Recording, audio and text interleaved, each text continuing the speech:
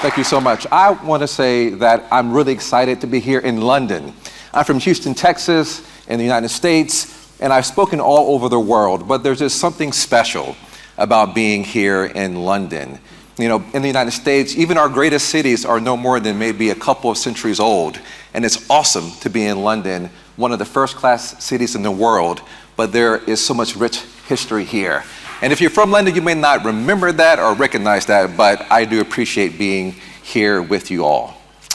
This is a talk about technical leadership, and whether you're currently in a leadership role or you aspire to be in one, I think that there are lessons that are really applicable for that work in this talk. Now, I've been a technical leader for over 20 years at companies as big as Accenture and Deloitte, and as small as several startups that you may have never heard of. And it's a tough job being a technical leader. You're always managing complexity, there are often changing requirements, and you often have to communicate over and over again to make sure that everyone is on the same page. And one of the biggest challenges of being a leader is that you often have to solve problems that other people have failed to solve. Now, I'm fairly good at what I do, but I'm always looking for ways to get better. And I've read a lot of leadership books to try to understand what I can do to become a better technical leader. And if you come to my AMA, I'm happy to share that list. But one underutilized tool to become a better leader is history. I know that technical books on leadership often give you a lot of the theory about what it takes to be a good leader, but history lets you know what people who actually had to solve hard problems did to be successful. And I really am a big fan of going to history to better understand leadership. Now, many of you probably took history classes in high school or in college, and you may not have been a big fan of history. Now, after all, why should you be a fan of real history when there's fake history like Game of Thrones, which is so exciting and awesome? But I really do believe that there are great lessons to be learned from history and understand the conditions under which real leaders had to operate. So I'm going to talk about a technical leader from history who had a very tough project. And we're going to learn lessons that I believe that everyone can apply to your technical teams either now or in the future. Now, this technical leader was named John P. Parker. We're going to talk a lot about John P. Parker during this talk. And he had a development team that was in trouble. He was the lead developer for Project Phoenix, and he had a team that was very low on morale. Now, the person who was initially assigned to lead the team left not long after the project started. And the team had just seen a team member recently depart. And even though there was a recent reduction in scope, his team was racing to get everything finished on time. Does this sound familiar to anyone? You've been in this situation? Now, while the finish line was literally in sight, Project Phoenix was in great danger of failing to release into production. Now, John P. Parker was not a leader of a team similar to maybe yours, where you are developing web applications delivered on a network. No, he was the leader on a network called the Underground Railroad. The Underground Railroad was in operation in the 19th century in the United States. And this was a time when slavery, where you can own people, was legal. Not only was it legal, but there were immense protections legally in the United States, from the Constitution itself to local laws that protected this system of oppression. And John P. Parker was a conductor on the Underground Railroad whose mission was to help people escape slavery and then to get to freedom. Now, the Underground Railroad, if you really want to understand it, we have to go back to that period of history. But I know that this is hard history. This is a history or a time in history that people often don't want to talk about. I know in my country, in the United States, we don't talk about this really much at all.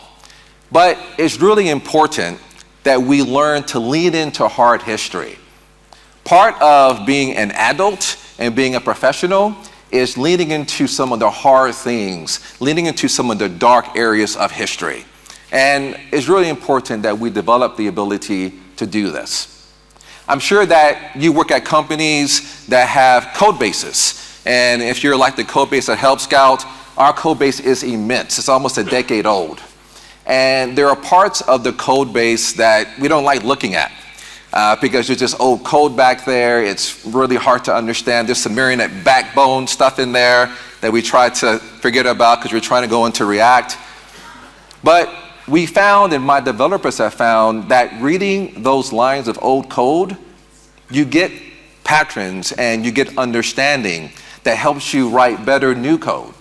And I think that reading through the lines of history, even though it's challenging, even though it's painful, has the same effect. If we can read through those lines of history, I think we'll be better positioned to write a new future for ourselves. And again, I know that this can be a very difficult endeavor to do that. But if you can learn from hard history, if you can parse hard history, then you'll get familiar with being uncomfortable. You'll get familiar with doing the hard work of looking at hard times and trying to find things that you can apply to today. And I think that that's a skill that is often not very well understood in today's time. We live in this world where there's so many things that we can use with technology, and we can press a button on our phones and a car appears, or we can book a flight to anywhere in the world simply with what we carry in our pockets or in our purses. But I really think that hard history is something that we should all be invested in learning from. And one important thing about hard history is that history doesn't really repeat itself, but as Mark Twain said, it often rhymes with itself. And if we're going to avoid repeating the disharmony in the past and bring ourselves into a more harmonious future, then it's really important that we understand hard history.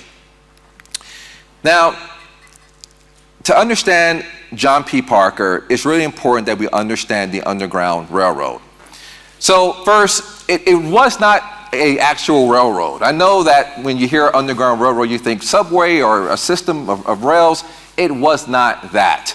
The Underground Railroad was a code name for the operation. For those of you who read comic books, you may have heard the X-Men, right? The mutant team called the X-Men, right? They're not X-Men, right? Though that would be a cool superhero team. The Underground Railroad was a code name for the network. And it was a collection of people and pathways and processes that was used during the 19th century to help enslaved people escape to freedom. Now, it was underground in the sense that it operated in secret. And that secrecy was really important because you were trying to dismantle a legal system and help people escape that legal system into freedom. And it's really interesting to me that this was a collection of mostly either black people like myself. Many of them were former slaves, but they borrowed from the leading ride-sharing service of the 19th century, and that was the railroad and the locomotive engine. So they borrowed high-tech terminology to explain how they operated. And I think that that's so cool that these people who lived 200 years ago were using technical terms to understand how their system worked. And I really think that that's a very, very key point. And so, that way of borrowing from outside technology to apply to what we do today should not really be that surprising. I mean, we do this today. You all may have practiced Scrum, right? And that agile technique is actually from a sport called rugby, right? A Scrum is a play in rugby. So we borrowed from the world of sports a term that we use to describe our work today. And sprints, that comes from track and field, right? Now, I'm not sure if any of these runners ever wrote JavaScript or PHP, but web developers every day use sprints as a way to describe the work that they do every day. So we have in our world today of technology, the pattern of going outside of our field to understand how to build new technology. And in a similar fashion, the operatives on the Underground Railroad borrowed terms from the rail system to really describe their network. Now, to understand some of the geography, again, the Underground Railroad was a system. And they helped slaves leave the free states, or they leave the slave states in the South and escape to the free states in the northern part of the United States. And this operated in the 19th century. This picture is from roughly 1860. And you see that there was a lot of ground to cover, right? From Texas, where I'm from, all the way to Delaware on the East Coast. And this was slave territory where people literally toiled for free, almost always for their entire lives. And to be a slave meant that you knew that not only would you live your entire life in slavery, in bondage, but any children that you had would also live their entire lives in bondage, and their children will live their entire lives in bondage. So it's a very oppressive system. But the Underground Railroad was a secret network of self-organizing teams that almost always operated in a period of immense uncertainty. And their job was to ship the most important product of all, and that's freedom. Now, the 1860 census, taken at the height of the operation of the Underground Railroad, found this number of slaves in the United States, 3.2 million people. Can you believe that? 3.2 million people, mostly black people, were enslaved in the United States. And that just shows you how immense this franchise was in my country. By the way, do you know how many people were enslaved in Britain in 1860? 0. Because Britain abolished slavery 17 years earlier in 1833. You know what they say about the United States? You can always trust us to do the right thing after we tried everything else. So we eventually got there, but Britain got there earlier. And that's important to note because a lot of slaves, they fled to the northern states to find freedom, but the laws changed shortly after 1860, where people who owned slaves could go into the northern states and capture people and take them back into slavery. In fact, there was a phenomenon called the reverse Underground Railroad, where free blacks in the north were captured and taken to slavery in the south.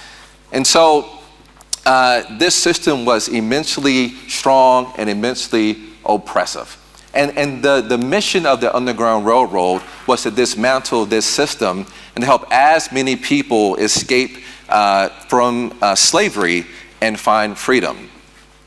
By the way, a lot of people, when they realized that they could, even though they were living in the free North, and that they could be recaptured, so they fled to other countries like Canada and even to the United Kingdom. And so the Underground Railroad also came through London. And this is where a lot of black Americans found ultimate freedom here in the UK. So the mission of the Underground Railroad was, again, to help as many people as possible escape to freedom. And it's really interesting that the Underground Railroad was structured with a system that was surprisingly close to how we build software today. Let me explain. So remember, the Underground Railroad used terminology from their day, from the railroad system, to explain how their system operated. So you had stations. And stations were places where there were supplies and food, because when you were trying to escape, you could only go so far in a day. And so there was always a station a day's journey or so away that you can go to, and then you can get clothing, fresh clothing, and get supplies, water, food. And that was where you had a structure in place to support the people who were using the Underground Railroad. And today we call this the office. Now, station masters were people who were tasked with making sure that the people who were coming to the stations had support.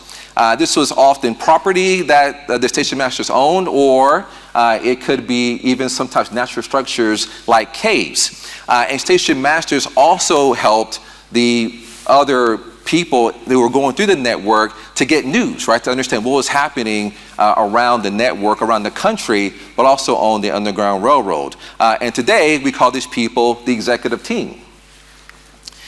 Now, the stockholders were people who donated food and clothing and supplies and even money to help people who were traveling on the Underground Railroad get to where they needed to be. And today we might call these people venture capitalists.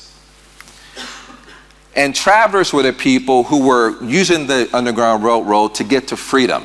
And they often had to brave enormous risk to take the Underground Railroad and get to freedom in the North or in other countries. Today we call these people the development team. And then you know this person, right? This is the person who was a conductor. And we're going to talk about John P. Parker, a conductor, today. And conductors were people who often had escaped from slavery themselves. And they were risking not only their freedom, but their lives to help other people find freedom as well. And so there were some conductors who operated in the Underground Railroad network, but there were also those who were freelancers. And today we call these people managers. Do you see yourself in this picture? Do you see your role in the Underground Railroad? And I really want to emphasize that this was a network that was operated by many people where it was illegal to teach them how to read. But they were able to form this really sophisticated way of navigating life and navigating the physical world in order to get people to freedom. Now, John P. Parker. John P. Parker, now that we understand the Underground Railroad, let's go back to him. And I think that there were a lot of direct leadership lessons that we can apply from what John P. Parker did to what we're doing today. Now, I learned most of what I know about John P. Parker in this book called His Promised Land, which is a memoir of sorts of John P. Parker. So it's a really great book. If you can find it easily on Amazon or wherever you read books. Now, John P. Parker was born into slavery, and it did not take him long to realize that he hated the institution. At the age of 8 years old, he was chained to an older slave and forced to walk roughly 100 miles from Norfolk to Mobile. And I know that most of you may not be from the United States, but that was a long way through really hard territory, and he was doing this at 8 years old. Now, although it was illegal to teach people how to read, he worked for a local doctor because slaves would often hire themselves out in order to try to make money. And so he hired himself out to a doctor who had sons who taught John P. Parker how to read and write. Now, Parker spent most of his teen years trying to unsuccessfully escape slavery. If you read the book, you find that he just found himself in these really just hilarious situations where he was trying to get away. He would almost get there, but then he would be recaptured. And this happened over and over again. But while he was doing this, he also hired himself out to people who were metal workers. And so he learned the trade of working metal, and this became a way that he could make money.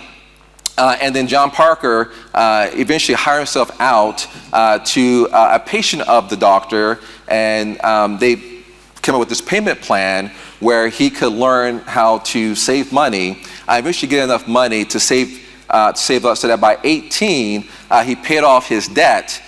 He became a free man. So John P. Parker went from being born into slavery to becoming a free man. Now, Parker eventually settled in Ripley, Ohio, and we're going to learn more about Ripley, Ohio in a little bit, but he actually started up his own foundry. So he owned his own business. He had a startup of making metal in Ripley, Ohio, and over time, his foundry became so successful that he was one of the wealthiest men in Ohio, which was a remarkable feat for his time. Now, Parker found a career in Ripley, but he also found a cause. There was a very strong anti-slavery movement in Ripley, and Parker, almost by accident, became an agent on the Underground Railroad.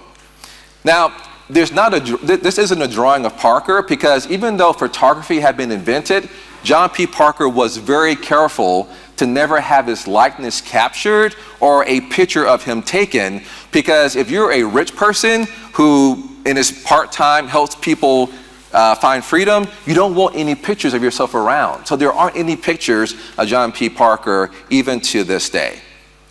So Parker eventually changed from a wealthy industrialist to someone who lived a double life, right? So he would run his successful business by day, and almost every night he would take his boat across the Ohio River to help people find freedom on the Underground Railroad. Now, I know that this is a difficult concept, right? You have a wealthy person who at nighttime goes out and helps people. But that was John P. Parker. And, you know, it's really difficult that this brilliant inventor who worked at iron would risk his life for the benefit of other people. But that's who John P. Parker was. He was really a hero of his time. And I just love so much how he really lived this life.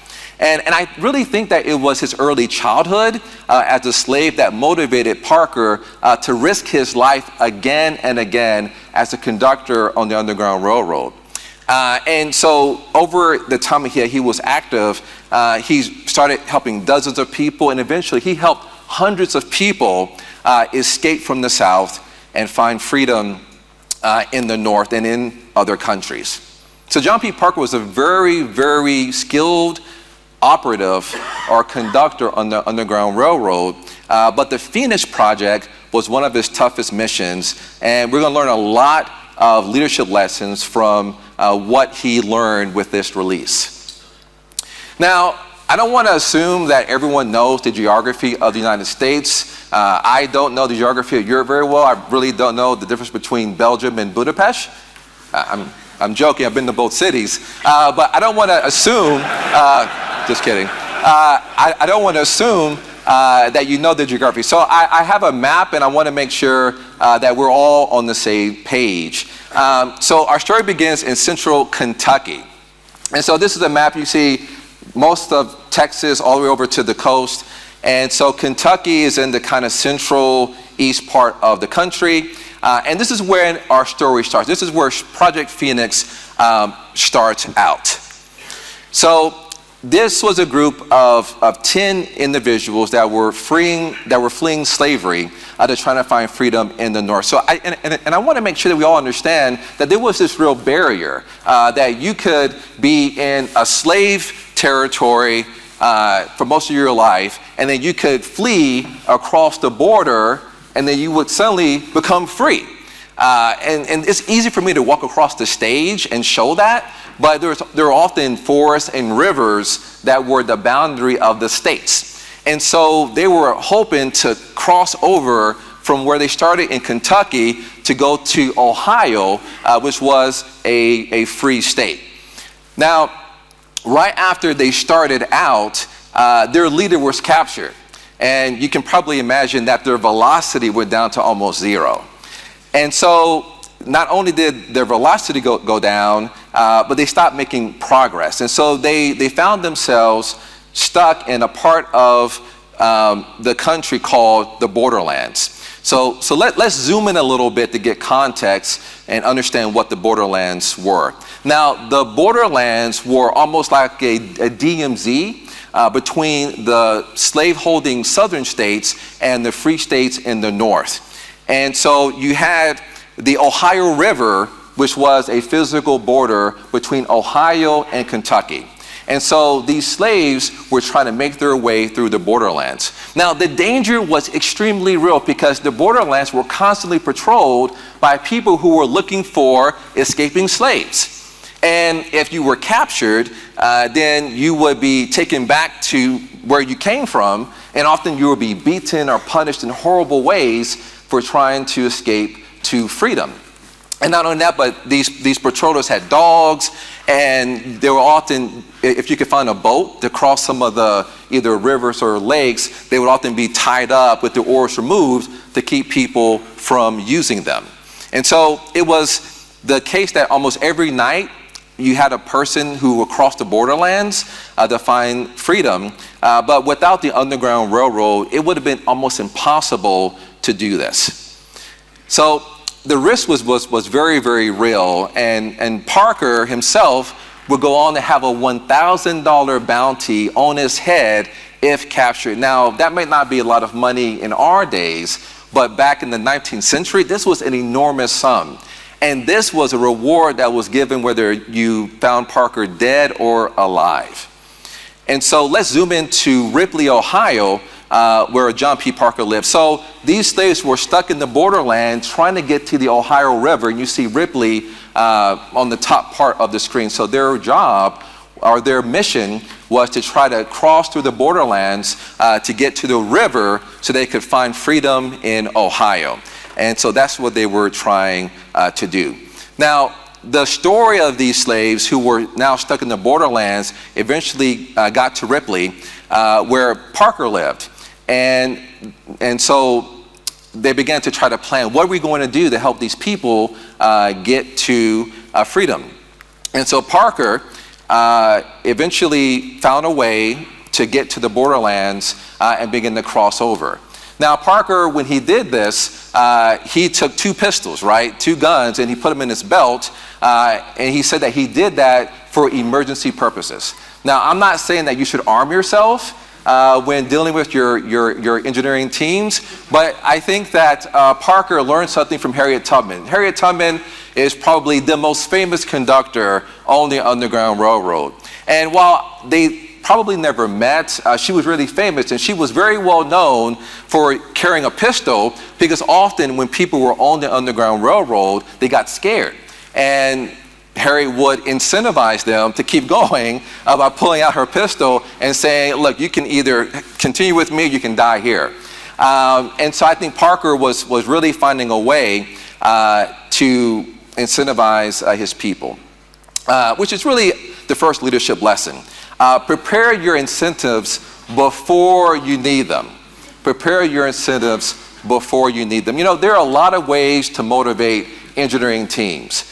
And some people use spot bonuses, which is usually a nice, gift card, maybe $50, $100. But I like to use incentives that are really giving people back the one non-renewable resource, and that's time. And so I find creative ways to help my teams find time or use time to however they want, right? So this may be time to work on a project that they choose. So we work in sprints at Help Scout, and we work in dev cycles, which were a collection of 4 sprints. And so on that 4th sprint, I really try to give my team time to work on whatever they want, right? Could be, maybe they want to go in and refactor something that they've been trying to clean up, or maybe it's just some pet project. But I really love to give my team time back. Or we can provide external funding for books or conferences like QCon, or to get certified. But the one key thing is to be very intentional in how you design your incentives. And you can only do this if you prepare them in advance. So you may like to take your team out to get drinks at a local pub. And that's great, but what if you have someone who, they may have a family and they may not drink alcohol. So you may, for them, give them the day off and give them a gift card to buy something nice for their kids. And so by thinking about the incentives in advance, you'll be better able to tailor them to what your team needs. But you really can't do this if you don't plan them in advance. All right, so let's go back to Parker. So Parker, there was a guide who lived in Ripley who took Parker across the river, and they began to go toward the area where the Project Phoenix team was stuck. Now, it's really important to understand that this area, again, was constantly patrolled, and Parker could have been killed on sight. And so Parker and this guy go to the cabin of a slave who was an operative on the Underground Railroad, and he knew where the Phoenix team was, but it was almost daytime, and so Parker hid in the woods until nightfall. You have to understand that the Underground Railroad, often people moved around at night because you could be easily detected during the day. And so the sun went down, and Parker and the guide eventually found the location of the Phoenix team. And so the Phoenix team, through friends and other operatives, have been giving food. So they really weren't hungry, but because their previous leader had been lost, they were demoralized. And they often, they were even filled with fear. They were very afraid. And in fact, many of them wanted to just quit and give up and say, look, we're just going to give ourselves up. We know people are looking for us, and so let's just quit. Now, Parker knew that it took decisive action, that decisive action was needed at this time.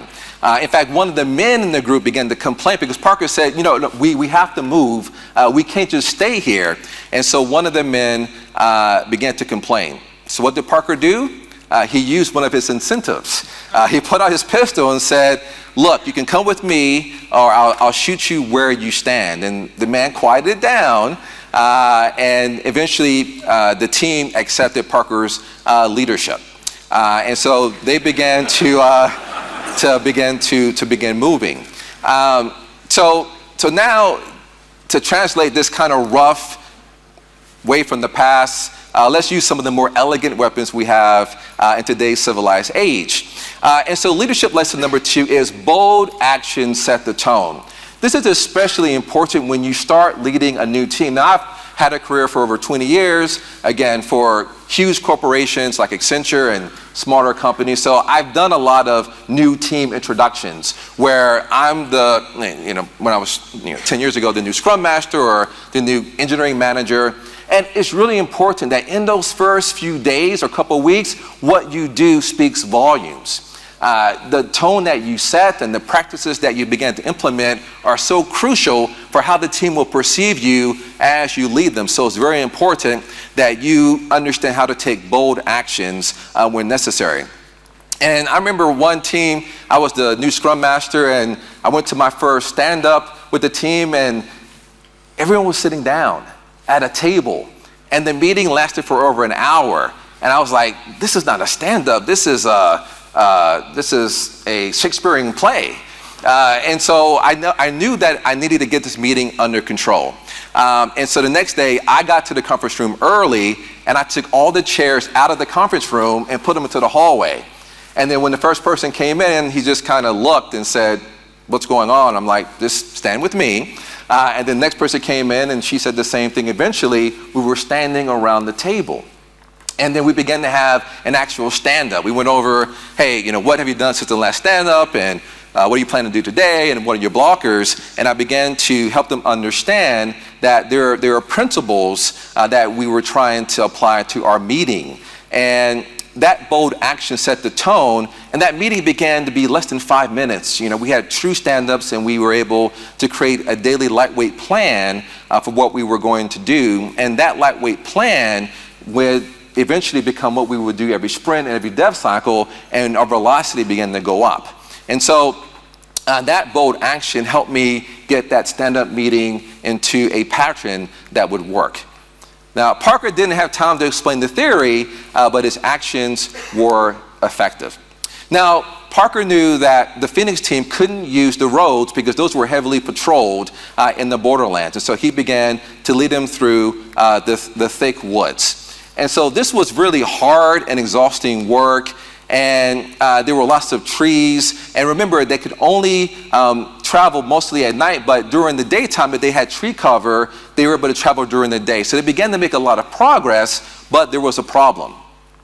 So while Parker was an experienced conductor, the people he was leading, they weren't, right? These were people who were unused to traveling long distances through rough terrain. And so they lacked Parker's experience. And they were constantly breaking through bushes and twigs, and there were snaps and crackles and pops and loud noises, which isn't really good for a group that's trying to move in secret. And so the team, as they heard the noise of the movement echoing through the woods, they began to get scared that someone would discover them. And so some of you have been there. You've been leading a team through thick woods. That's basically the 19th century version of JavaScript. And so they were really trying to get through this rough time. And that leads to the lesson number 3, which is don't let your experience bias you, right? Parker was used to going through the woods, but his team was not. And often as leaders, we have a lot of influence, we have a lot of power, we have a lot of control, and we often want to let that power drive the team toward decisions. Maybe you have a lot of experience in AWS, but Google Cloud Platform is really better for what the team is doing. Or maybe you've used Angular, but React will be better for what the team is doing. And we have to be able to step aside and let our teams do what's best for what they're doing and tailor their tools and their practices to what is at hand at the project. So it's really important that we don't let our experience bias what our teams do. And that's hard to do because honestly, as a leader, you can get a big ego, but it's really important that we put our ego aside and learn what's best for our team. So that's what he did. He found out that, okay, going through the woods is problematic. So he found that when it went through ravines, that it was a soft carpeted area, basically, and so they could move in silence, right? He basically converted the team from JavaScript to TypeScript. And so the team began to get happy because they realized that they could move throughout this borderland area and they could go in a more stealthy way. But then there was another problem. So there was, again, the Phoenix team were 10 people, and there was a single person, a single man in the team who got thirsty. And he decided that he was going to go find some water. Now, Parker objected, but the man was insistent. And many of you have dealt with thirsty single men, but this single man went out, and so they saw him wander off to find water, but eventually a few minutes later they heard him cry out, and then they saw him racing through the woods, and then they saw that he was being chased by 2 slave hunters, right? And so Parker had the team lay down and hide, and so this thirsty man must have forgotten where the team was because he ran right past them. And then soon they saw the pursuers chasing him, and they disappeared through the brush. Then they heard the sound of a gunshot. Now, Parker looked at his team, and he saw that they were beginning to get distressed. Some of them looked like they might cry out or they might go running after this person, but Parker knew that if they did that, then that would jeopardize the entire team. So Parker turned back to his incentives, right? He put out his pistol, and he basically quietly said that if anyone says a sound, he will shoot them, which calmed the team down, surprisingly. And you may say, man, this Parker person was really quick with the pistols, and then you may remember that this is the second time that he used that incentive to deal with the drop in morale. So it was a similar problem and a similar solution. But that's the next leadership lesson, which is embrace continuous solving. Now, most leaders that I work with and coach, they get a little bit depressed when they see the same problems happen over and over again. But that's part of being a leader, right? People are almost like code bases. They're constantly evolving, constantly changing, and there's often breaking changes introduced to the team, right? That's why we do regression testing. And so you're going to find that the same problems crop up over and over and over again. And in many ways, problems never die, only people do. So be good to your people and work with them to solve your problems.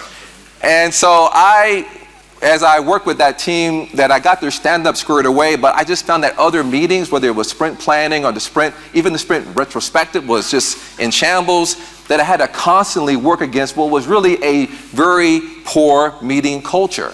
So I had to continuously use the same principles to solve many of the same problems. And so as leaders, we have to be comfortable engaging in continuous solving. And so that's really something that you only get after you've led several teams, and then you just get comfortable. One, repeating yourself over and over again in different ways is part of leadership. But the good news is that your portfolio of incentives that I mentioned before, if you have them prepared in advance, then you can deploy them as needed to solve those problems. Just make sure you keep that portfolio very well stocked. Now, soon they heard rustling in the bush, and they saw the thirsty man being led by two men. He had a rope around his neck, and his arms were tied behind the back, so he had been captured. Now, Parker realized that his team had just narrowly escaped being captured and returned to slavery. And he realized that this person who just got captured may tell the people who caught him that he wasn't traveling alone, and that he may alert them to the presence of the Phoenix team. So Parker knew that he needed to get the team as far away from that spot as possible. And they came to a road, but they realized that, it's during the day, and so it was too well traveled to risk trying to cross it. So he had his team hide in the woods until nightfall.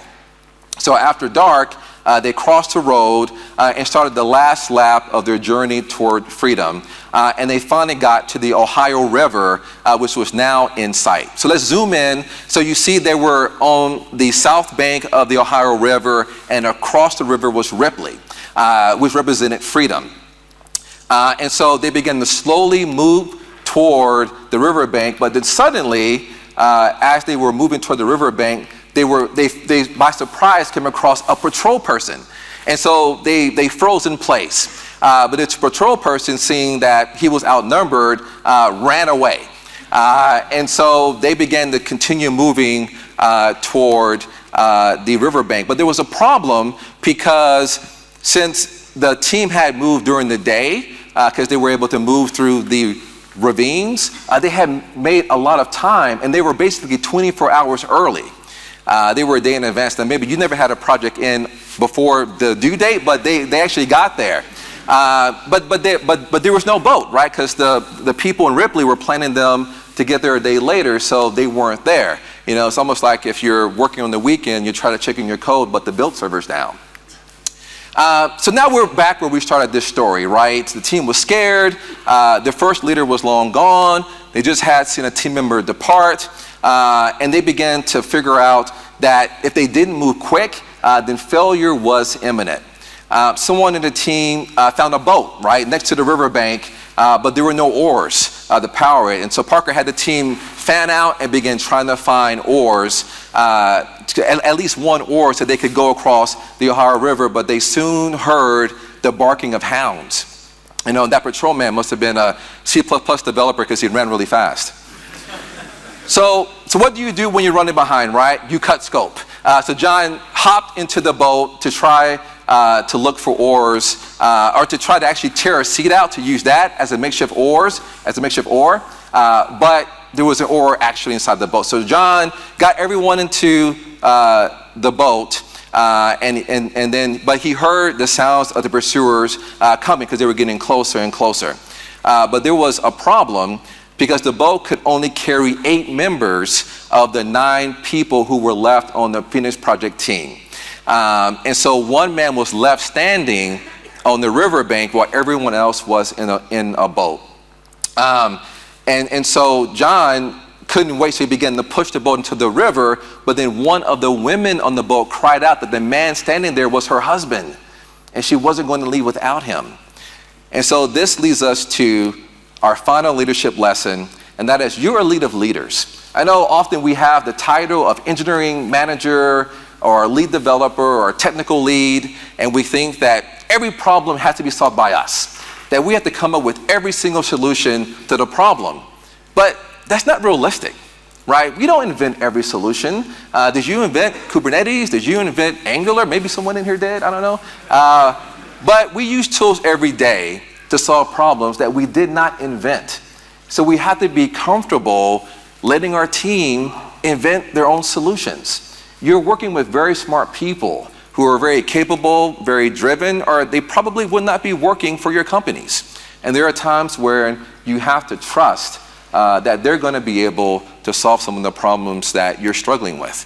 And over again, I've been very honored and privileged to lead teams just with great leaders. I may have the title, but I find that when I empower my teams and let them walk in their leadership, we get so much more done than if I try to hoard power for myself and think that only I can fix it, only I can solve it. By having the mentality where my team is smart and capable and that they're leaders, then we get so much better outcomes than if I try to do it myself. And so this happened during this incident with John P. Parker. One of the single men in the boat, so he redeemed single men, got out and quietly walked to the riverbank and let the husband get into the boat. And so John P. Parker began rowing away. And he looked behind where the man was standing, and then he was suddenly surrounded by lights. And John Parker knew that he had been recaptured. So they're able to go over to Ripley, and they go to the house where the Underground Railroad operatives were. They were surprised to see him because he was early. So he transitioned the team to another leader there, and then he would take them over from there. And so Parker had successfully completed this part of the release, and he never saw to finish him again. And one part of leadership that sometimes when your time's over, you move on, and that team finds success with other leaders.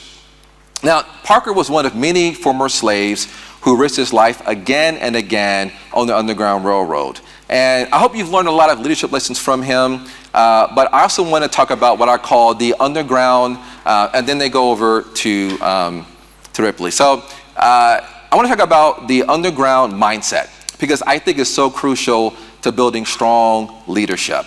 Now, part of this mindset is fearlessness, and that's not fearing failure. If you were someone like John P. Parker, who was a former slave going in the slave territory over and over again, there was always a possibility that you could be captured. And he had to deal with that, but he could not let that fear get to him. He could not let that fear keep him from doing the right thing. You know, he could have given in to what if I do something wrong, or what if my teams don't like me? Who cares, I have guns? Or what if I do something wrong? But you can't be afraid to make mistakes. Mistakes are part of building software, right? We have to be willing to get it wrong 1,000 times in order to get it right once. So don't fear mistakes, learn from them. And the other aspect of the underground mindset is courage. You can't fight an oppressive system if you don't have the courage to do so. The Underground Railroad operated in a time of extreme oppression. You had a system of slavery that was federally protected by the Constitution itself. And it was extremely dangerous to do what they were doing, but they realized that, you know what, even though I'm breaking the law, I'm going to a higher principle. And often the unjust laws that people write have to be overridden by the laws of humanity. And so the people in the Underground Railroad had the courage to help enslaved people get their freedom because it was right. Like Parker, I'm sure that many of the Underground Railroad operatives had regular jobs, and helping people escape slavery wasn't part of their job description, but they realized that it's the right thing to do. And many of you have jobs that you have to do every day, and you have requirements, and doing things like helping fix the toxic culture that often is part of tech isn't part of your job description. But I really hope that you do that because it's the right thing to do. It also required, the underground mindset also required empathy. Many people thought slavery was evil, but it was too risky to do anything about it. And they were held back by the question, if I help people escape from slavery, what will happen to me? Empathy reverses that question and asks, if I don't help free slaves, what will happen to them? And many of us have to do that same reversal. There may be people who are marginalized groups in tech because of their sexuality or their gender or their race. You may think, well, if I help them, what's going to happen to me? But we have to be willing to say, if I don't help them, what will happen to them? You know, I've been working in tech for a long time, and the people who I worked with 20 years ago, you know, the software that we wrote back then, it's not in production anymore. Some of it didn't even last 1 year. But the impact that they had on my life, in my compensation, in my career path, has lasted up to the present day and will last for generations. And I hope that people feel when you lead them that you made a lifelong change in their lives. that the way that you cared about them, the way that you had empathy for them was life-changing, and that it will power them through their career. You know, I've sat in multi-million-dollar meetings and helped people solve hard problems, and when I sat there, a part of the Underground Railroad was sitting in that meeting, because I'm the descendant of slaves. My ancestors were slaves. And that mindset empowers my decisions and empowers the empathy that I use for leading my teams. It's part of who I am. And there are those of you who may not come from illustrious backgrounds. You may not have gone to Harvard or Oxford, or you may not work for Google or Facebook or Amazon. But there are things in your past, things in how you were raised, that I hope you bring to your teams, that you walk in your humanity and be willing to be vulnerable with your teams. And I hope that you take from your past and you apply that. You know, I never thought that slavery would be a technical topic at a conference like this, but it's such a powerful way of thinking about how to be a leader. So I hope that you go through your history and find aspects of what you can learn from that past and apply it to the teams you're leading now or in the future. And I think that the Underground Railroad is a great place to start. Thank you.